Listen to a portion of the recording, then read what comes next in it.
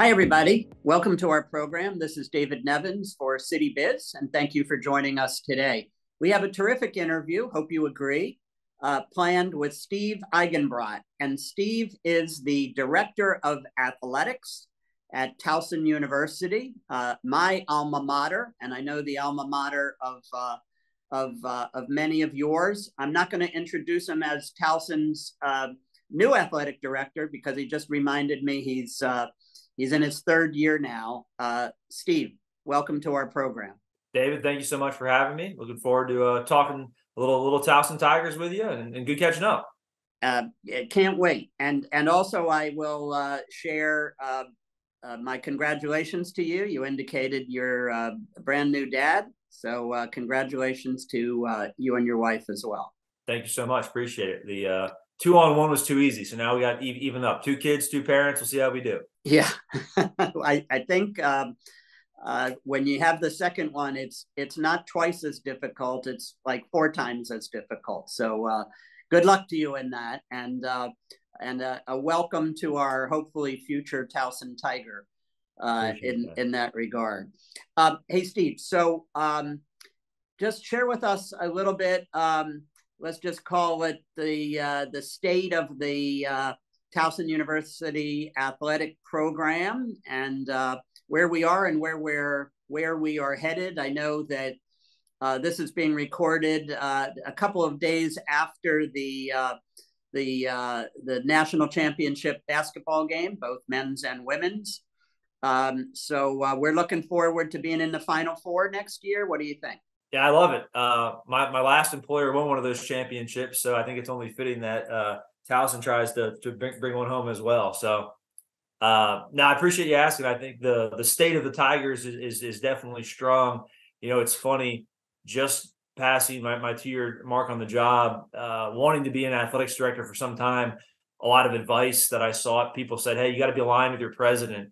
And I don't think that meant in my first 20 months having a total of 3 different presidents. That was not probably part of the cards. But I'll tell you what, David, despite that, I feel like the trajectory and the momentum, the transition from Dr. Schatzel to our interim president, Perot, and then from Melanie's leadership on to Mark Ginsburg. I mean, obviously it starts at the top, and I think the state of our union is strong in large part to all 3 of those people. Like I said, I don't think that's exactly how anyone would write it up, but I feel very blessed in the fact that I feel like the transition, while there were more transitions than I probably cared for, they were really smooth. And the plan that we kind of launched with Dr. Schatzel kind of connected through and married up nicely with Melanie's vision and ultimately Dr. Mark's vision. So we hatched a plan and now we're starting to execute it. And I really don't feel like we've skipped a beat.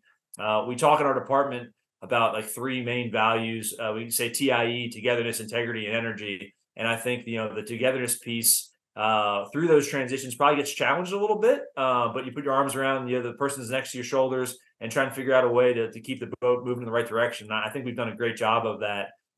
The energy thing, I think, is definitely something that hopefully as I meet more people in the Towson community, it's really, really important to me. I think at a school like TU, great things are possible, but you're going to have to work at it. Nothing's handed to you on a silver platter. And I'm encouraged by the blue collar nature of our department and the willingness to do the hard work that needs to be done to make our athletic department rise with the institution. I'm in my wife's home office. She works at the University of Virginia. So as we've kind of made Baltimore home for our family as we've moved, I'm quick to remind people that Towson has more students than UVA. It has more students than UNC. I mean, the momentum of our institution is really, really great. And therein we have an amazing opportunity for our athletics department to kind of match it. And not only that, Steve, I'll give you another stat. The number of undergraduate students that Towson has is awfully close to the number of undergraduate students that College Park has at the University of Maryland. They have way more graduate students, sure, but undergraduate students is I won't say exactly the same, but pretty similar. Yeah. No, I mean, there's lots of impressive things from the physical plant to this institution, to the great momentum in some of the programs that we're building academically. People talk about all the instability in college athletics, and now is a really weird time to stay anyone feels stable. But I think considering the instability in the ecosystem where Towson University is and our athletics department is right now, you got to feel really good about it. I mean, Towson athletics has a very complicated history D3, D2, D1, different conferences, non-scholarship football, so on and so forth. But I feel like at this point, we're really in a great spot where we can shine and kind of grow where we're planted. And again, that's hard in today's landscape. But the old joke is TU stands for transfer U, right? And so while the transfer portal is something that a lot of people are talking about, I think our school is really well positioned to kind of thrive in that environment. And so it's been a lot of fun. So let me ask you to, if you don't mind, to just be a little more specific. Talk about some of the programs that you're, most proud of, and that we look forward to, seeing some of their success going forward. Yeah, for sure. I think if you take a look at this past year, women's soccer was one of our highlights for sure. Having won the CAA, both the regular season and the tournament, getting a chance to go down to Chapel Hill and play in the NCAA tournament. We have a really special, not just our head coach, but all of our soccer coaches. I think they've started to establish a really amazing culture. I'm really fortunate for Coach Vittori and her leadership. Our volleyball program continues to do great things. They didn't win the tournament this year, but they won the regular season, so they'll be hosting again next fall. The conference volleyball tournament will be here at Towson. Our winter season was one of a lot of highs. You mentioned earlier the Final Fours.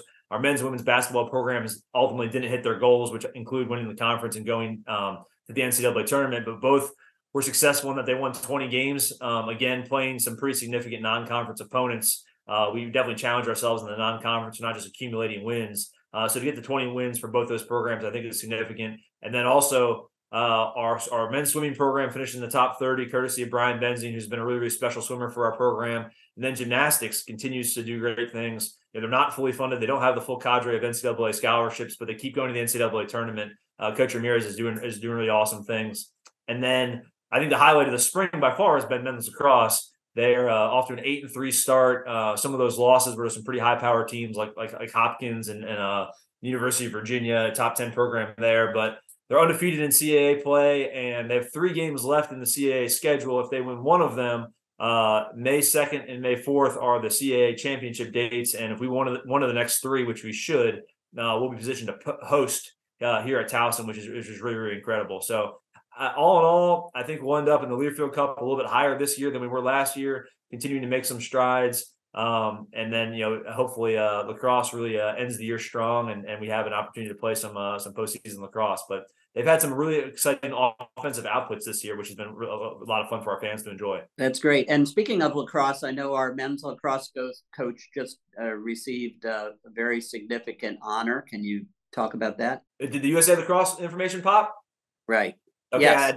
Yeah, we got tipped off about it last week, and between babies coming and the like, I've been a little disconnected. But yeah, Coach Nadal will have an opportunity to coach the USA Lacrosse under 20 team. That's amazing for him. A great recruiting opportunity. A great opportunity for our brand to be connected with obviously that of USA Lacrosse, and their home turf, obviously being close to Towson here is pretty special too. So we had some long conversations about his desire to pursue that opportunity. And obviously we were very, very supportive and excited about it. One of the neat things about Dr. Ginsburg, he has 2 sons that both played college lacrosse. So he is very much a lax rat himself, which is really cool. So if any of our fans end up at our men's or women's game, there's a pretty decent chance that you'll see Mark tucked away in the corner, very intently watching lacrosse. So he's dialed in lacrosse. It's awesome for Coach Nadal to have that opportunity. And then obviously, the chance for us to host the quarterfinals here this spring. For men's NCAA lacrosse is pretty exciting. We haven't done that in quite some time. I think 2006 was the last time we did it for the men. And in 21, we hosted the championship for the women. So that'll be special. I think obviously this community and lacrosse are synonymous. A couple of years ago, the first year I was here, actually hosting Women's World Lacrosse Championships was a great chance for the nation and the globe to see Towson University for the economic development in the uptown area, for all the hotels and restaurants. So we're excited about what may come here a little bit later. I think that date's going to be Sunday, May 19th. There's a little horse race in town that same weekend on Saturday. So yes, if you're a Marylander and you love all things lacrosse and horse racing, that's a weekend for you. Well, that'll be a lot of fun for a lot of us. So let me just ask you, talk a little bit about your goals for the future, your plans for the future, not necessarily your personal goals, but just the program's goals, and what those of us who are lifelong Tiger and Towson fans can look forward to. Yeah, so there's a couple things there. less obvious, kind of more behind the scenes, working to get our operational budgets and our scholarship budgets. The resource generation piece is really, really important to us. Really excited to get some support. We actually are going to bring online 10 additional athletic scholarships next year. Baseball, field hockey, track, both our golf programs, gymnastics, working through that transitional period. Like I said, 3 different presidents, but it was something that when I came in, I saw from the outside, hey, there's an opportunity for us to do this a little bit better, making sure that we can be competitive in some of those sports. So that's going to be awesome. I don't know that competitive excellence will be, instantaneous once you get those scholarships. It's all about kind of catching up to some of our CAA peers. So just having the scholarships in and of themselves, it may take another minute there after that to make sure we have the right people in those scholarships and some of the underclassmen can develop and mature. But that's something I'm really excited about. And I think a great commentary on institutional alignment and support for the department. And then from a capital perspective, some of the more obvious things, we're really, really excited. We have $3.5 million of state funding to finish out our academics center, which is in the field house, a building that's connected to the United Stadium. There's going to be another renovation to that building. The $3.5 million will contribute to probably somewhere between a 10 and $14 million renovation. I'm hoping to break ground on that next spring, which will be really exciting. Give us some opportunity to, again, finish out the academic center and then bring online some more coaches' offices and some team meeting spaces.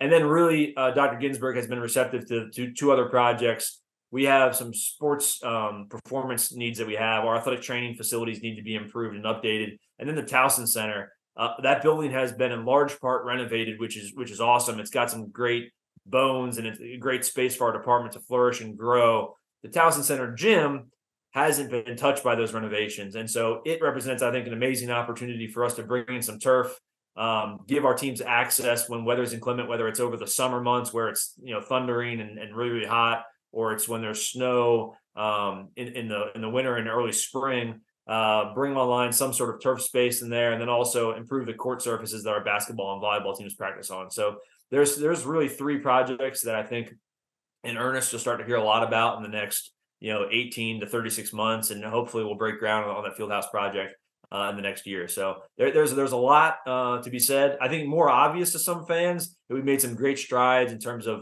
broadcast. I think one of the things about intercollegiate athletics and higher education is that we're the front porch of the university, and I got to sell Dr. Mark and my colleagues on the idea that people tune in and experience our brand, something that a lot about through being on television. And when I got here, we had very few television opportunities. This past year, 4 of our 5 football games were on regional television. Almost all of our men's games, half of our women's games. We had 11 opportunities to be on national television across all of our sports. So to me, when I got here, having kind of grown up around Maryland, people struggle with saying Towson. At the end of the day, being on regional and national television is a good way to solve that problem. You got to make sure the commentators are saying the name right. But that I think that's an important part of what we can do for this institution, and continuing to do that in a more thorough manner is also something I think we all have to look forward to. Yeah, I think that's great and well put. Let me ask you this in closing. You alluded to it in the beginning.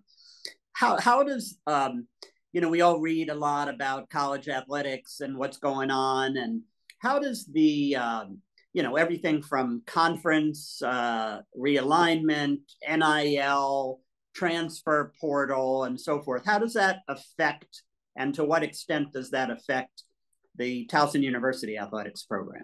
Yeah, I mean, it affects really everything that we do. I think it really requires you to be aligned and have open communication with your coaches. At the end of the day, how those things impact each program is probably a little bit different. I think playing FCS football, for instance, we're really aligned with our resources and our priorities and the opportunity to be successful moving forward. NIL hasn't been huge in that space, but that being said, the transfer portal certainly has. And you've seen some really dynamic players come and go from the FCS level up to FBS or down from FBS. We had a quarterback that played at my first year here at Ole Miss in Maryland that finished his career at Towson. So I think you have to be really, really dialed in with your coaches, connected, find a way to be dynamic. We didn't mention cost of attendance and Alston as new opportunities that have been presented in the last 5 or 10 years. That things you can do to resource your student athletes. NIL has been huge in basketball, especially at our level, men's and women's, and we found ways at Towson to participate. We obviously need to do,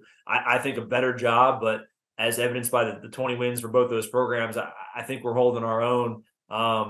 There's schools in our league on the men's side that raised $1 million in NIL. That's not Towson, unfortunately, today, but we're still trying to make strides and make sure that we find our own way to be competitive. So the times are certainly changing. You can't be static. You got to be dynamic. And I think that just means you have to be aligned with your coaches and have conversations and try and find a way to be more competitive. But what you did yesterday isn't necessarily something you can do tomorrow. And I think kudos again to our basketball program. We've got at this point the portal closes on May 1st, but Coach Scary's pretty much got every guy on his team coming back. They're having a really good experience. I think culturally they're enjoying everything that Towson has to offer as an institution and playing for Coach Scary. And I think that's about as strong as a commentary on culture and climate as you possibly have. Well, he's a big favorite of mine. I was involved a number of years ago in helping to bring him to Towson. So we look forward to continuing to see that growth and that team's success. Steve, how does someone learn more about the Towson University athletic program? TowsonTigers.com is the website. Certainly that's a place where you can start engaging with us on X, formerly known as Twitter or Instagram. I just did a Zoom last night with some of our parents, and I encourage them, hey, there's 3 ways you can help. One is obviously financial support. One is, flying the flag and being proud advocates, wearing the tiger, talking us up, and then advocating. So whether that's you're at church or you're in your place of worship, or you're just in the community, or you're on social media, talking us up, putting good behind the Towson Tiger name. Like I said, I think that there's a lot of different ways you can help and lean in, and reach out to me if you're encouraged to do so. Steve, thanks so much for your time. Appreciate you. Go Tigers. Thanks. Go Tigers. This is David Nevins for City Biz. Our guest today has been Steve Eigenbrot, Director of Athletics for Towson University. Go Tigers. Steve, thanks for your time.